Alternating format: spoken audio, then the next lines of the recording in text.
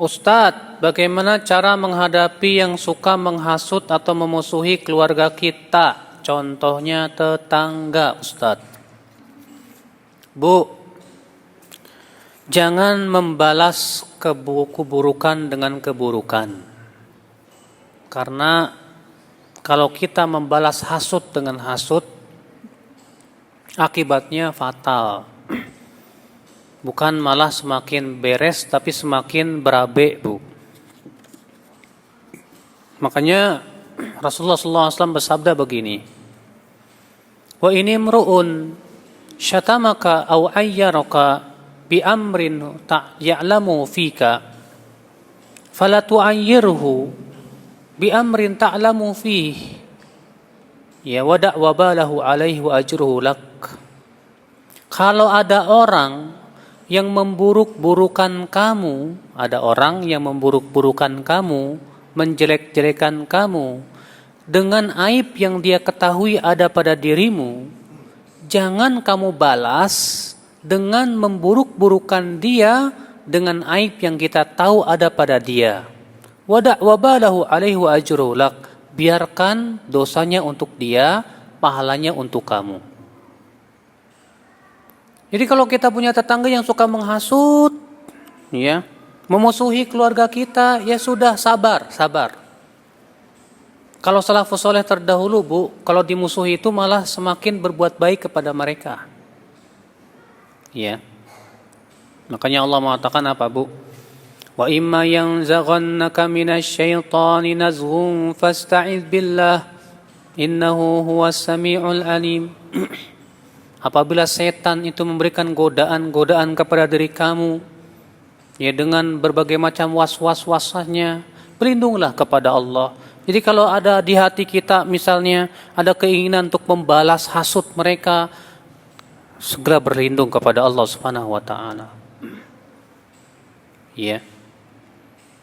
Maka dari itu, Ibu, kita menghadapi tetangga yang seperti itu kalau bisa sih kita justru semakin baik. Ya, tetangga musuhin kita nih, ya udah kasih hadiah-hadiah. Saya yakin tetangga lama-lama jadi malu juga tuh, malu. Ya, Al-Hasan Al-Basri, Bu, pernah dulu disampaikan kepada beliau ada orang yang menggibah beliau, menjelek-jelekan beliau di belakang. Maka Al-Hasan Al-Basri pun kemudian, Bu, membawa ya keranjang satu keranjang kurma. Kemudian Al-Hasan Al-Basri berkata kepada orang yang menyampaikannya, ini tolong hadiahkan kurma ini kepada si fulan yang menggibah saya. Masya Allah. Coba, Bu, ya, gimana rasa ibu kalau ibu pernah ibu menggibah si A, tahu-tahu si A ngasih hadiah kepada ibu. Perasaan ibu gimana, Bu? Hah? Malu gak, Bu? Malu. Kalau ibu misalnya memusuhi tetangga, tapi itu tetangga berbuat baik terus sama kita, malu nggak? Rama-rama malu nggak, Bu?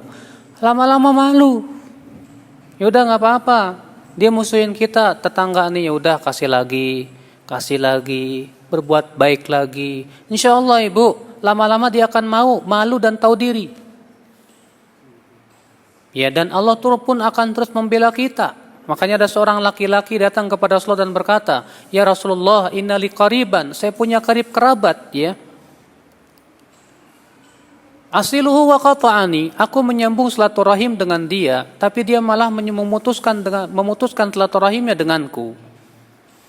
Wa asna'u lahu khairan, aku berusaha berbuat baik kepada dia, tapi dia malah berbuat buruk kepadaku, hai Rasulullah.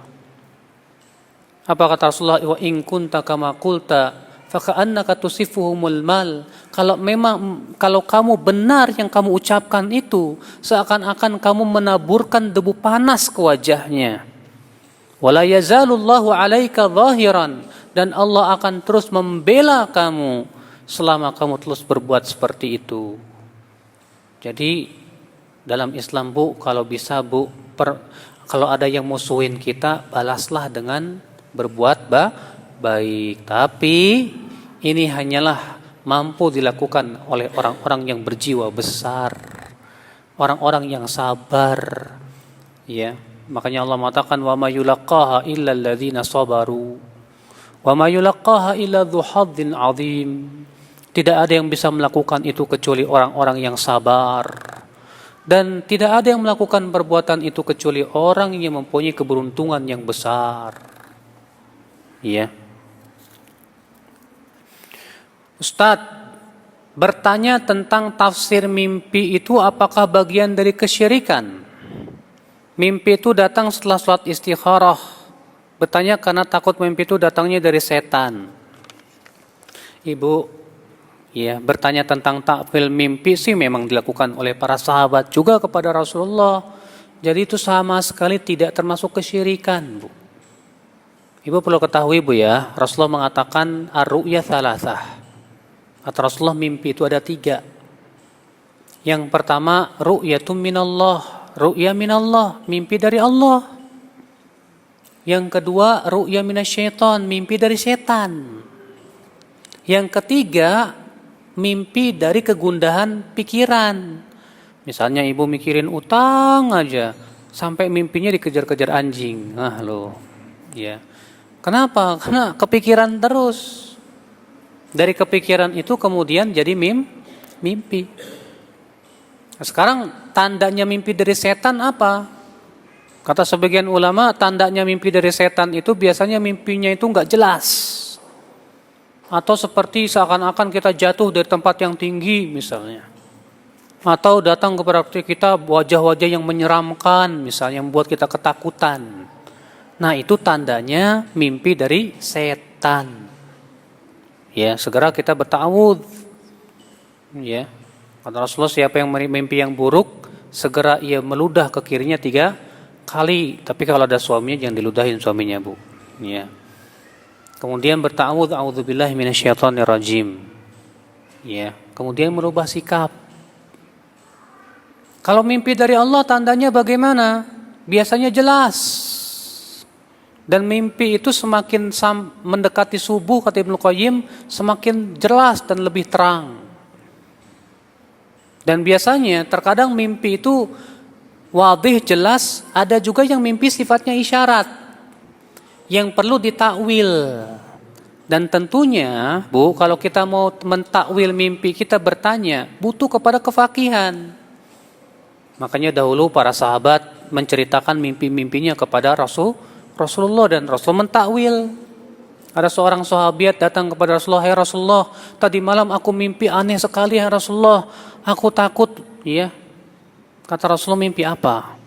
"Ah, sudahlah, aku tidak mau ceritakan kepada engkau ya Rasulullah." "Mimpi apa?" kata Rasulullah. Kata wanita ini, sebagian tubuhmu hai Rasulullah berada di pangkuanku."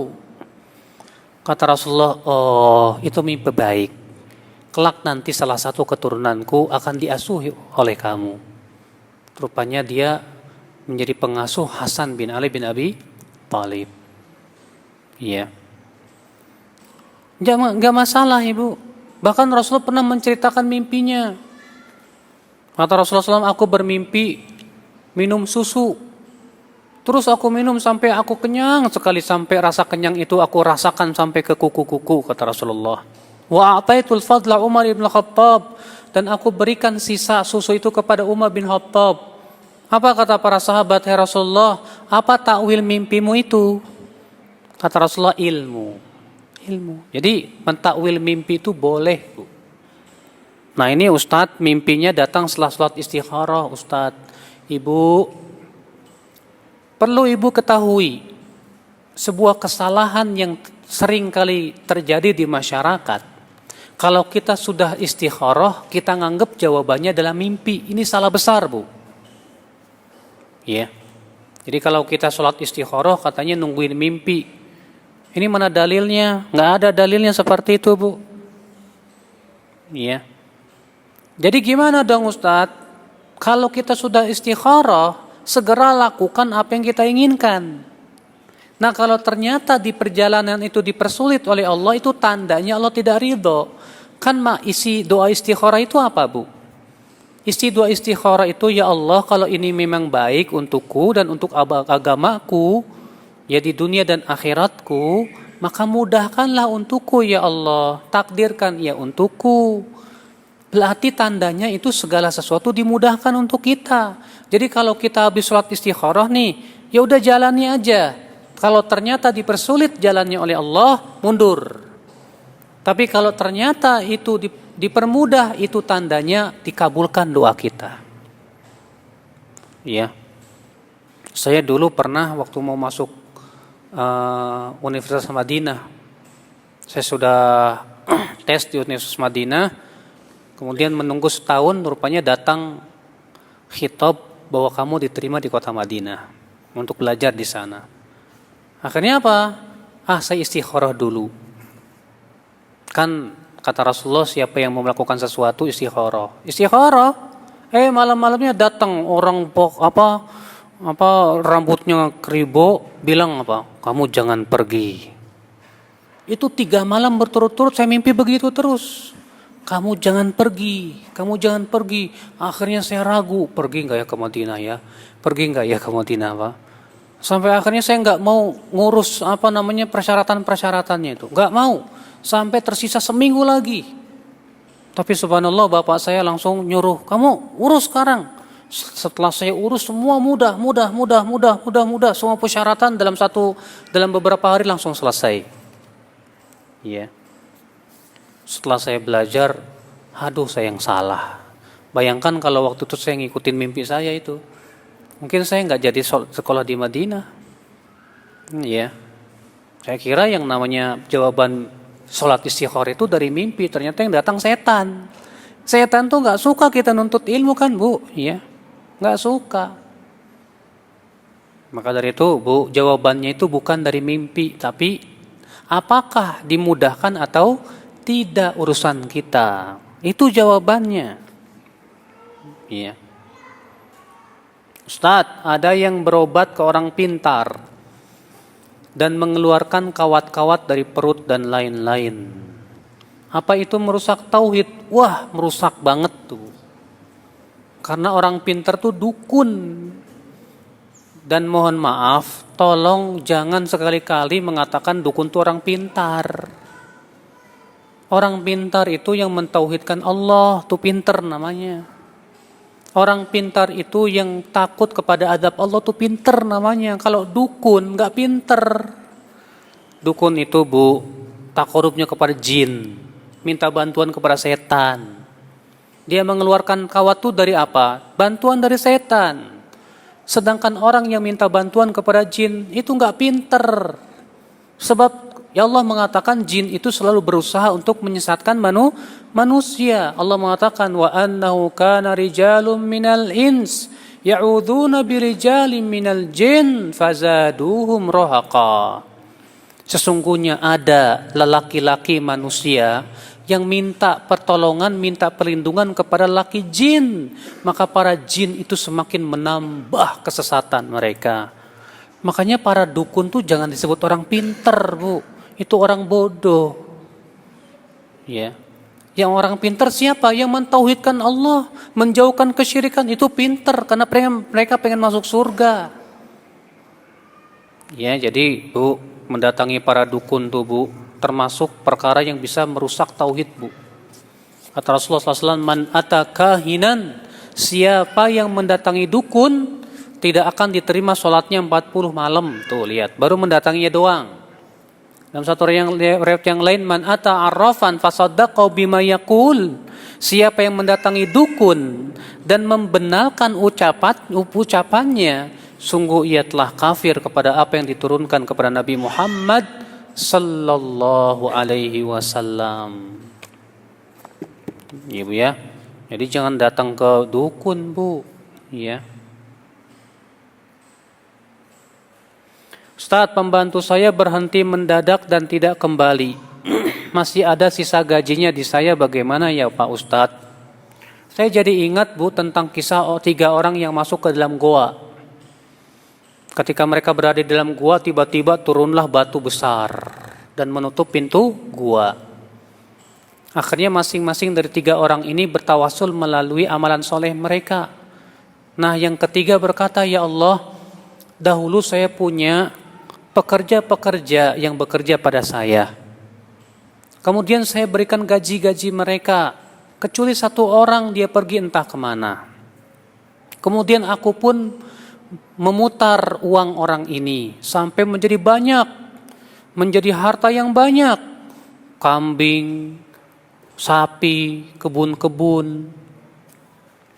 Suatu hari ya Allah dia kembali lagi dan berkata, "Hai fulan, mana gajiku yang dulu?"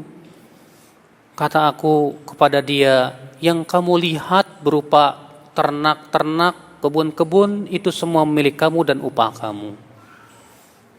Ya, lalu orang ini mengambil semuanya tanpa tersisa.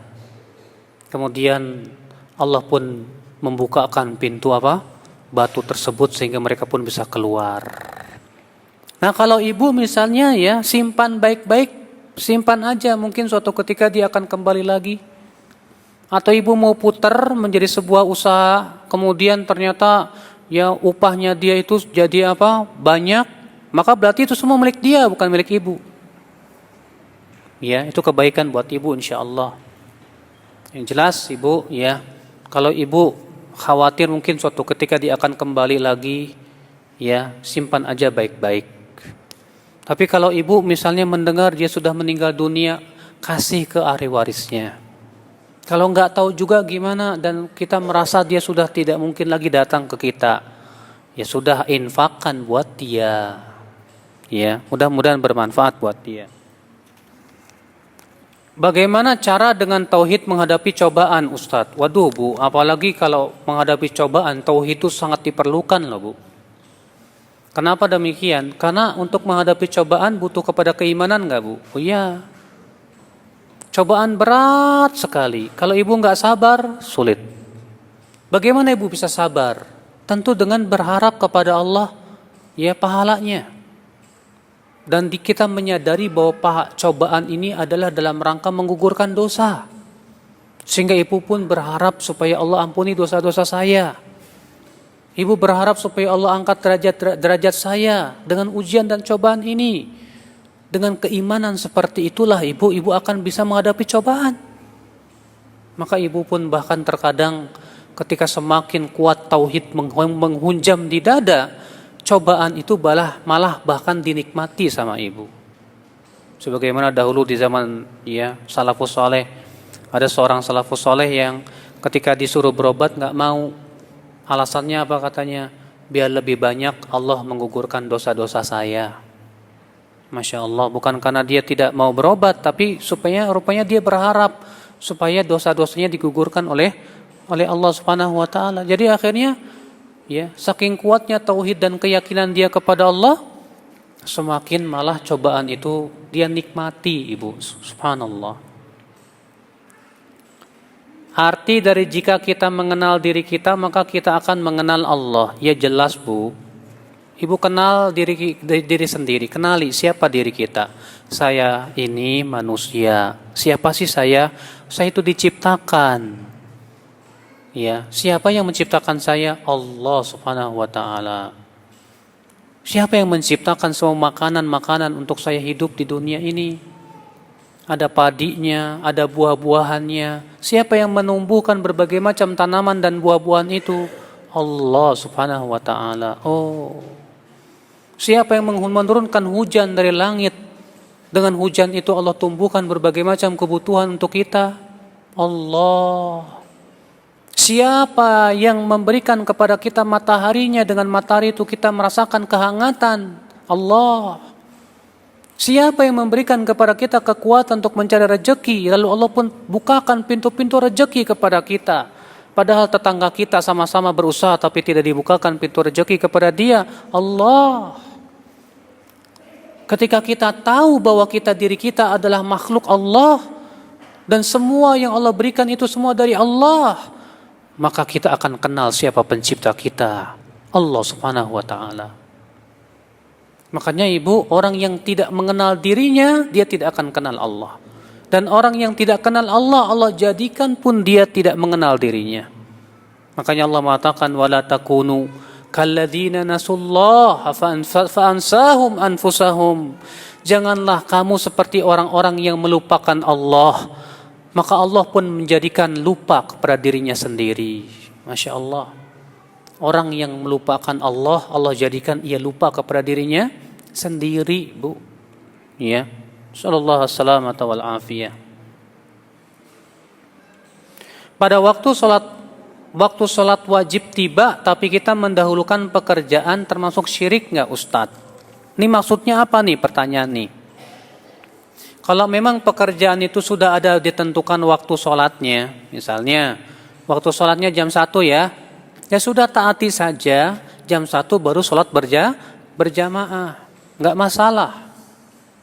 Tapi kalau yang dimaksud artinya perusahaan misalnya tidak memberikan kita waktu sholat, akhirnya kita lebih mengedepankan bekerja daripada kita sholat, betul, itu termasuk syirik. Karena kita termasuk mengedepankan kepentingan kita daripada kepentingan Allah. Dan berarti kita di situ ada nilai takut kalau saya sholat nanti diomelin bos. Kalau saya sholat nanti saya akan dipecat dan yang lainnya. Wah, ini hati-hati. Kalau seperti ini bahaya, untuk bisa syirik, ibu-ibu sekalian. Bagaimana orang yang selama hidupnya tidak mentauhidkan Allah, tapi setelah orang itu sakit dan waktu sakit itu kami sebagai anak-anaknya berusaha membimbing dan mengajarkan syahadat kepadanya. Dan alhamdulillah beliau pun bersyahadat dan belum sempat mengamalkan amalan-amalan soleh dan ajaran Islam. Beliau meninggal dunia. Apakah syahadat beliau diterima oleh Allah? Ya diterima, Ibu. Kalau memang dia mengucapkannya betul-betul dari hatinya, dari kejujuran hatinya. Kalau dia misalnya selama hidupnya berbuat syirik, di akhir hayatnya dia mengucapkan 2 kalimat syahadat, wafat setelah itu. Apa yang terjadi? Di surga. Loh, dia kan tidak beramal saleh, walaupun tidak beramal saleh. Dalilnya mana, Ustaz? Riwayat Bukhari bahwa Rasulullah SAW pernah mengunjungi orang Yahudi yang sedang sakit. Ya, Rasulullah pernah menjenguk orang Yahudi yang pernah sakit. Kemudian Rasulullah bersabda kepada orang Yahudi ini, "Aslim, masuk Islamlah kamu." Lalu orang ini melihat ke bapaknya, apa kata bapaknya? "Ati Abul Qasim," taati dia. Lalu orang Yahudi ini pun masuk Islam dan bersyahadat. Setelah itu meninggal dunia. Ya, apa kata Rasulullah? "Alhamdulillah alladzi najjahu minan nar." Segala puji bagi Allah yang telah menyelamatkan ia dari api neraka. Padahal dia baru masuk Islam dan langsung meninggal. Tapi Rasulullah mengatakan segala puji bagi Allah yang telah menyelamatkan dia dari api neraka. Ya, alhamdulillah. Bahkan disebutkan dalam riwayat Muslim, Bu, ya Rasulullah SAW bersabda, Islam akan punah sebagaimana baju akan lusuh. Sampai-sampai nanti akan datang suatu zaman, kata Rasulullah, orang sudah tidak kenal lagi sholat, tidak kenal lagi puasa, tidak kenal lagi haji, kecuali satu orang tua renta yang berkata, kami dahulu mendapatkan bapak-bapak kami mengucapkan la ilaha illallah. Ya, kemudian seorang tabi'in berkata kepada sahabat Hudzaifah ini, namanya Silah, apa manfaatnya la ilaha illallah? Padahal mereka tidak sholat, tidak zakat, tidak puasa, tidak haji. Apa kata Hudzaifah? Tunjihim minan nar. Itu akan menyelamatkan mereka dari api neraka insyaallah. Iya. Ustadz, bagaimana caranya menanamkan tauhid di keluarga kita? Bu, menanamkan tauhid di keluarga itu, Bu, memang butuh kepada usaha. Ada beberapa cara yang bisa kita tempuh. Yang pertama, menanamkan tauhid kepada anak itu dengan cara dialog.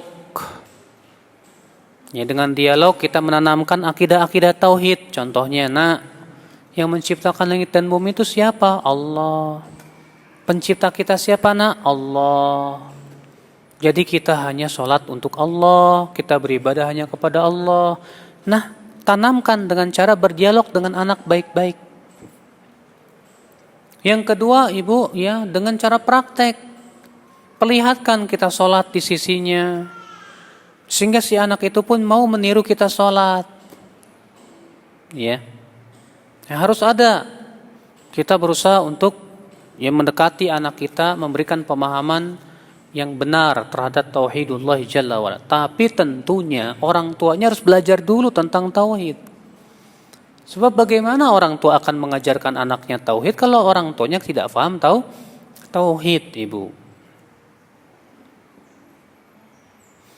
Saat menjaga akidah anak-anak di akhir zaman yang mulai menggila ini, terutama anak perempuan, gimana? Nah, makanya Bu, jangan salah berikan lingkungan, jangan salah berikan sekolah.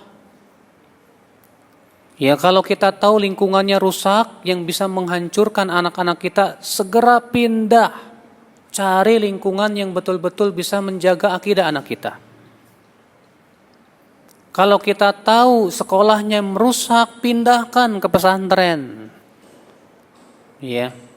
Jangan hanya sebatas kita nyekolahkan untuk kepentingan dunia. Dunia sudah dijamin insyaallah, Bu.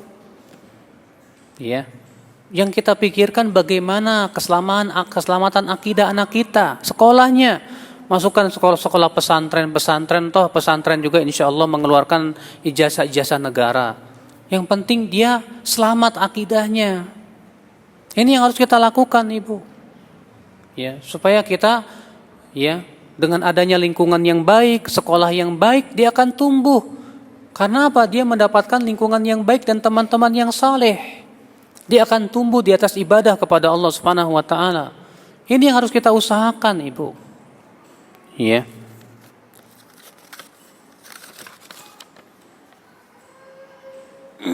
Bagaimana mengingkari kesyirikan yang sudah membudaya pada lingkungan? Kalau memang kita tidak mampu, yang terpenting adalah selamatkan dulu diri kita dan keluarga kita. Allah berfirman, ya ayyuhalladzina amanu alaikum anfusakum la yadurrukum man dhalla idza tadaitum ila Allahi marji'ukum jami'a fayunabbi'ukum bima kuntum ta'malun. Hai orang-orang yang beriman, peliharalah dirimu sendiri dulu. Tidak akan membahayakan kamu orang-orang yang sesat itu bila kamu sudah mendapatkan hidayah, kata Allah. Kepada Allah lah kalian semua akan dikembalikan dan Allah akan memberitahukan tentang amal-amalan kalian. Kalau kita memang Masya Allah sulit untuk merubahnya, yang terpenting rubah diri kita dulu sendiri dan keluarga kita. Ini dulu, Bu, skup yang kecil dulu kita lakukan. Ya, sambil kita terus belajar tauhid, menjauhkan kesyirikan, sambil kita terus mengajarkan istri dan anak-anak kita, sambil kita juga mendakwakan kepada orang tua kita, kepada kakak kita, kepada adik kita. Yang kita bisa lakukan, tetangga kita dakwahi, alhamdulillah. Semaksimal mungkin kita berusaha ada perubahan, merubah. Walaupun tidak bisa maksimal, jangan sedih. Nabi Nuh 950 tahun ternyata hanya 80 orang yang mengikutinya. Ya, yang penting kita berusaha merubah sedikit demi sedikit, merubah lingkungan kita sedikit demi sedikit, tetangga kita, ya. Nah ini ibu-ibu sekalian, sesuai dengan kemampuan tentunya. Allah berfirman, la yukallifullahu nafsan illa wus'aha. Allah tidak membebani jiwa kecuali sesuai dengan kemampuan. Bagaimana menyikapi kesyirikan yang dapat membahayakan jiwa atau harta kita? Maksudnya gimana ya?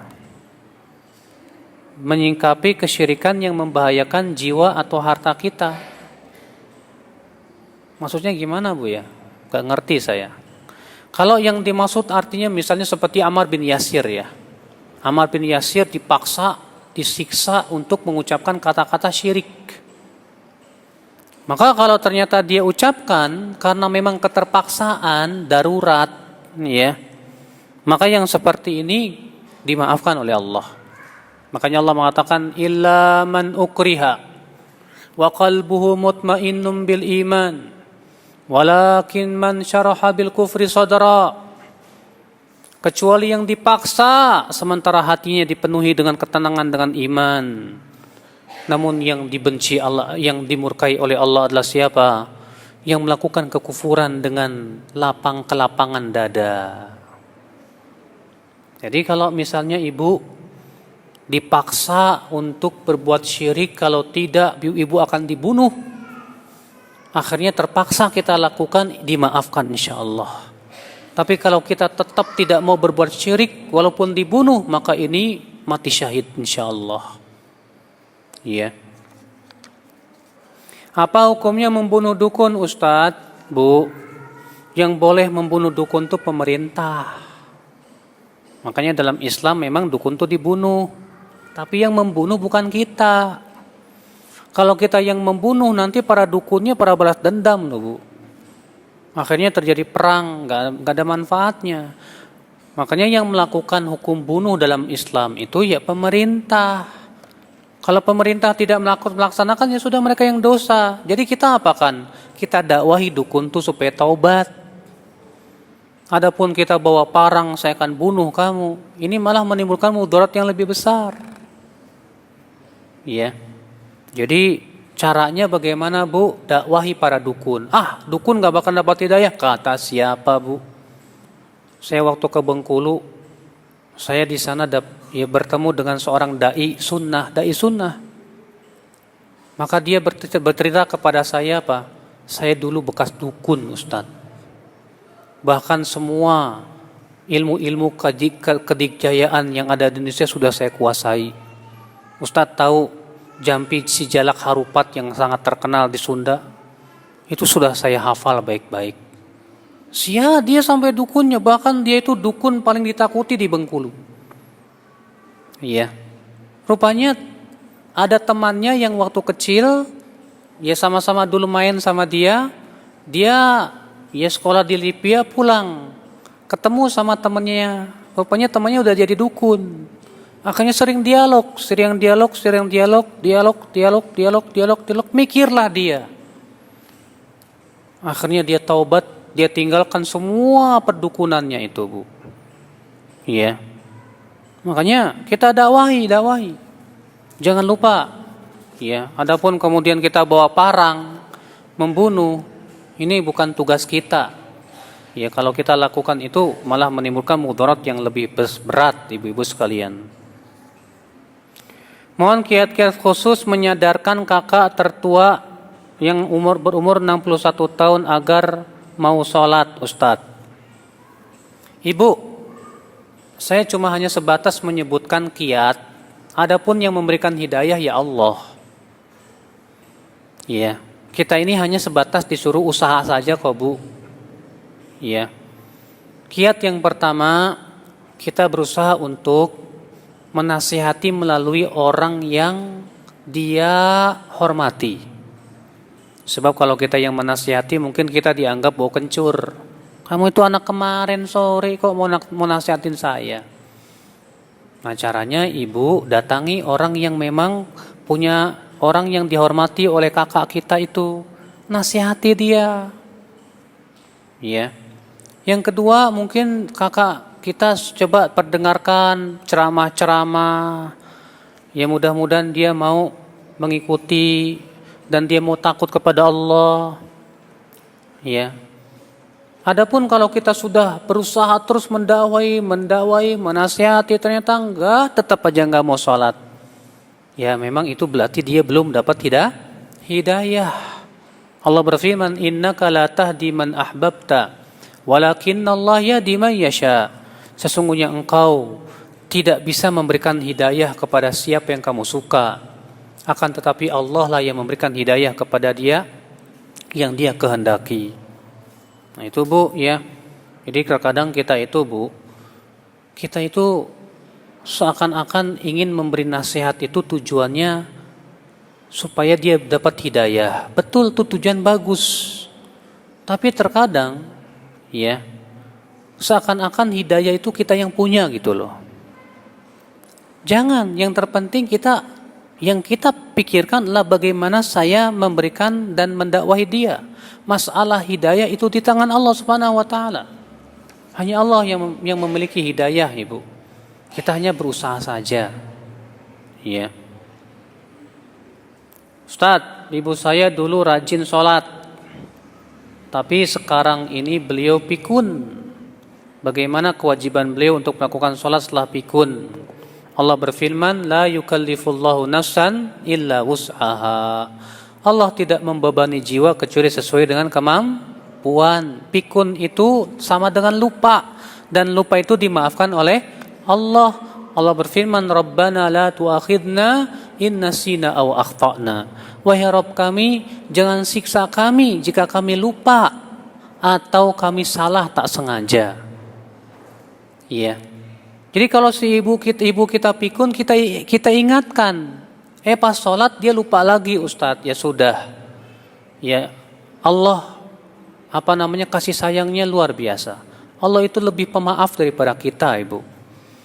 Kalau Allah tahu bahwasannya si hamba ini pikun, Allah tahu bahwasannya si hamba ini, ibu-ibu sekalian, ya lupa dengan kepikunan itu, kemudian barangkali Allah ampuni dosanya, Allah naikkan derajatnya, karena itu ujian dan cobaan juga buat dia. Ya, Allahu a'lam. Baik, ibu-ibu sekalian, semoga yang saya sampaikan bermanfaat pada siang hari ini. Ini saja yang bisa sampaikan. Subhanakallah bihamdik, asyhadu an la ilaha illa ant, astaghfiruka wa atubu ilaik. Wassalamualaikum warahmatullahi wabarakatuh.